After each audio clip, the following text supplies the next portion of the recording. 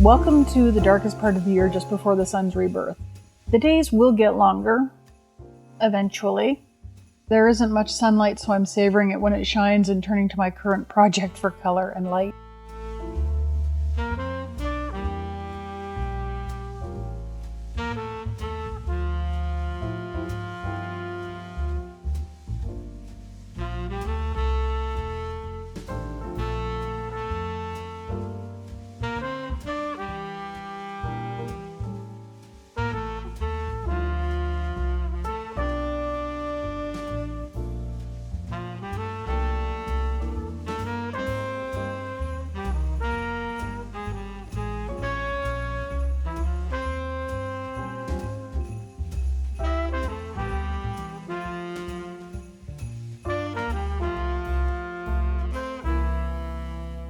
Here in Western Canada, the weather generally gets colder before it gets anywhere near spring or summer temperatures, so this is the time to snuggle down and hibernate with a hot drink, a good movie or something equally entertaining on the screen, and a good project.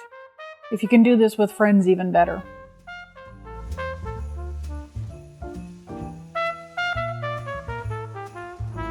I'm still working on my Victorian Patchwork project, my crazy quilt. For those tuning in late, I suggest you check out the Vlogmas 2024 playlist, but the too long didn't watch is this. While researching the crazy quilt phenomenon or fad of the late 1800s, I came across a story in Godey's Ladies book about two young ladies making crazy quilts from a pattern from that same magazine. Lo and behold, there was a pattern in the July 1884 edition of Godey's. That same pattern was eventually tracked down by one of my Patreon supporters. Have I told you how wonderful my patrons and channel members are?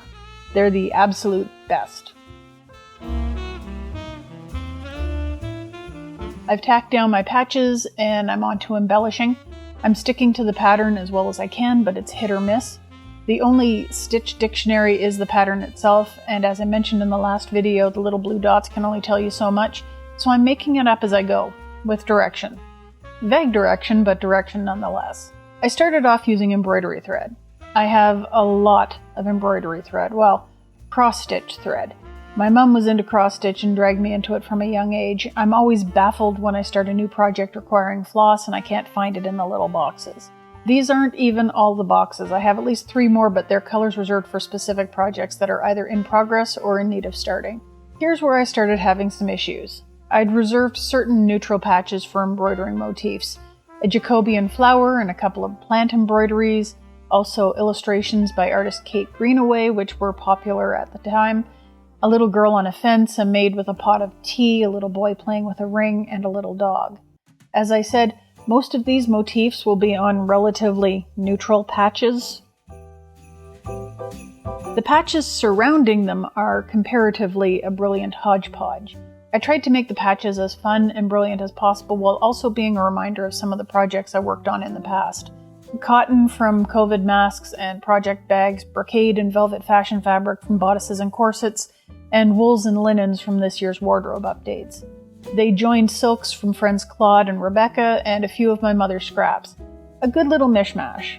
There isn't a single theme to be found here other than a certain whimsical nostalgia. But how to tie them all together? How often are you supposed to change the color of your embroidery thread, and how do you keep continuity between all the pieces? How do you embellish without getting into eye-searing territory? How can you tell I have questions? And possibly regrets. First, apparently floss isn't the preferred thread for embellishing or fancy work.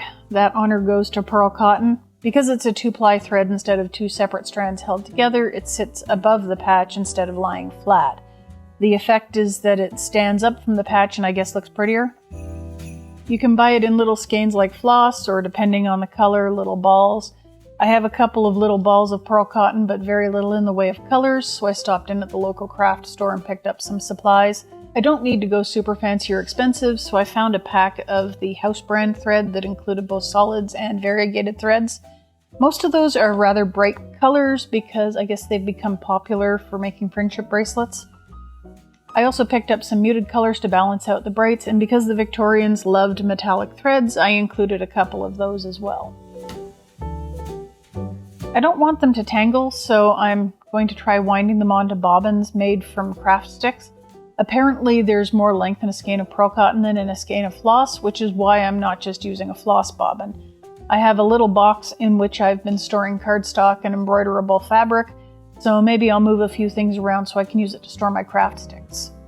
You want to buy some death sticks? You don't want to sell me death sticks. I don't want to sell you death sticks. You want to go home and rethink your life. I want to go home and rethink my life. I think part of my problem was thinking I had to change color with every pattern change and use bright contrasting color or something that would stand out. Not surprisingly, it's the subtler hues and shades that appeal to me the most. I'm also looking forward to trying some of the variegated threads, particularly to see how the color changes over the length of the stitch pattern. So that's my project for today. Winding bobbins, pulling out floss stitches, and trying the new thread. We'll see how it compares. There's a color page in one of the period booklets I mentioned in the last episode, the Hainlin booklet. The stitches are in pearl cotton thread, and it's possibly why the pattern stitchwork is shown as dots. The wraps of the 2-ply thread do seem to look a bit like dots. So I guess I'll get to it.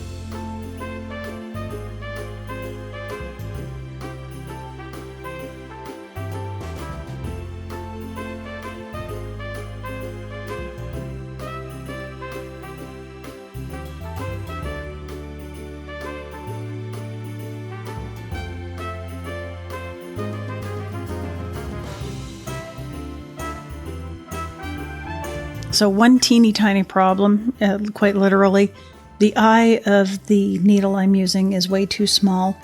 If I'm not mistaken, the book I was referring to that suggested using this thread suggests using number 12 sharps.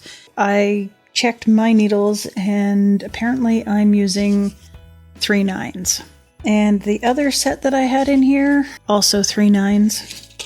I went and took a look at the needle stash because, of course, there's a needle stash. I mean, Mum was a sewing crafter. I'm a sewing crafter. There's going to be a needle stash.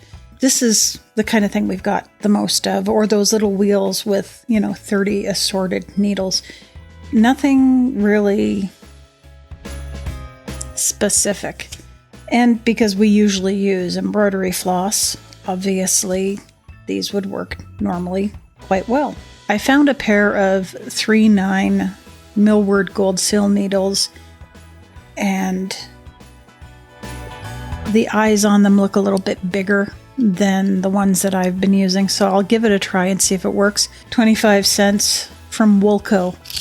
So probably bought in Pembroke, Ontario back in the 70s, maybe the 80s.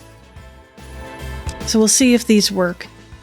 I don't want to head out to Michael's again just to get sewing needles. Hopefully this will do the trick. If not, maybe one of the needles in this collection will do the trick. Though I think the ones from Millward are probably a little bit bigger. Who knows? We'll see what happens.